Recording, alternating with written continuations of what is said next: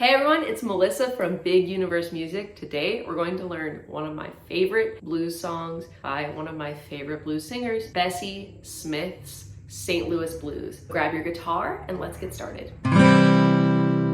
The song was written by W.C. Handy and recorded by the incredible gospel blues singer Bessie Smith. The song has quite a lot of verses and is really dependent on Bessie's big and soulful voice, so make sure you go and listen to one of her versions. First up, let's talk about the chords that happen in this song. It is a 12-bar blues, but what's different about this 12-bar blues is that in the first 4 bars, you're going to go from the 1 chord to the 4 chord rather than just staying on the 1 chord for a full 4 bars. We're going to use our G chord, our C7 chord, our G7 chord,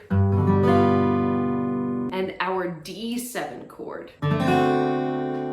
For our strumming pattern, I'm going to do down, down, up, down, down, up. Remember, it's a 12-bar blues with a switch to the 4 at the beginning. I'm going to play G for 1 bar, which is a count of 4. 1, 2, and 3, 4, and now I'm going to switch to C7. 1, 2, that's the 4 chord. Then back to the G chord. Then the G7 chord. That's a great way to practice playing the blues because you're asked to change chords every single measure. You get a lot of chord change practice there. Here it is again with singing, the first line, starting with G. I hate to see that evening sun go down.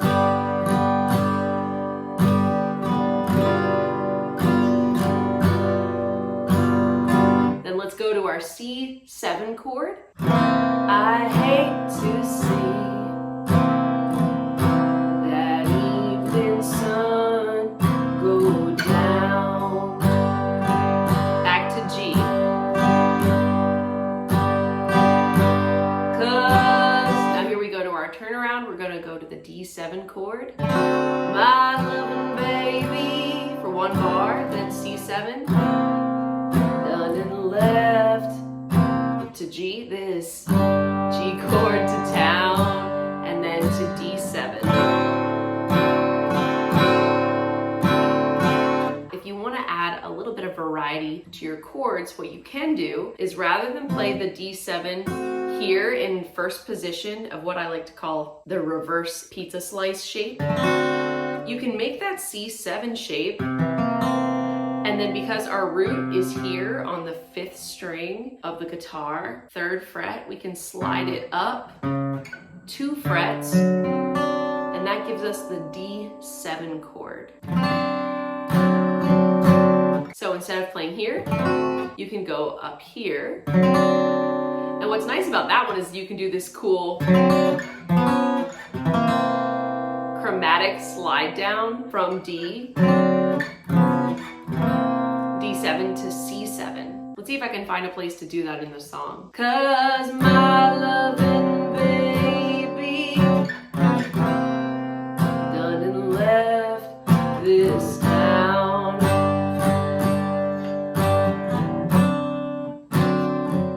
Verse 2, same as the first.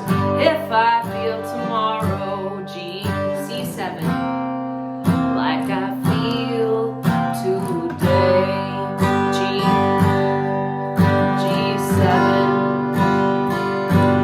If I feel tomorrow like I feel today.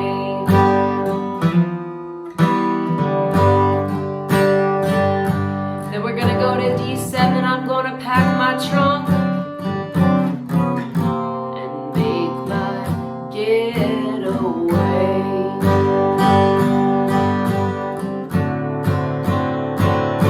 Now, if you want to start practicing a really simple fill, the blues is a great place to start adding those in. When I'm playing in the key of G, Whenever there's an empty space where there's just strumming the chords and no singing, you can do a little bit of like a call and response between your voice and your guitar, filling it with something we call a fill. If I were saying, I hate to see that evening sun go down. Here's an empty space rhythmically where I could put a fill. And one that I like to do in the blues is something like this. You can even simplify that further by just playing. I'm playing the 3rd fret of my 4th string, my D string, and then the 2nd fret of my 4th string, and then open 4th string, and then my chord. That would be like, I hate to see that evening sun go down.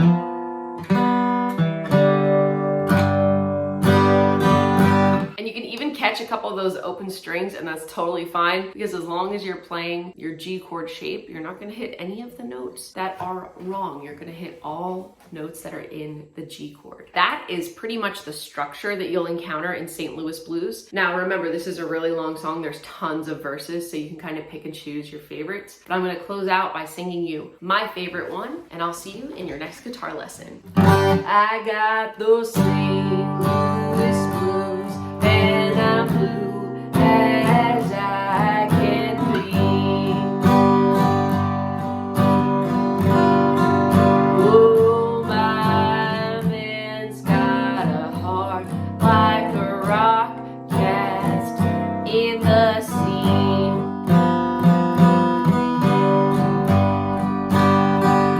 Or else he wouldn't have gone so far from me.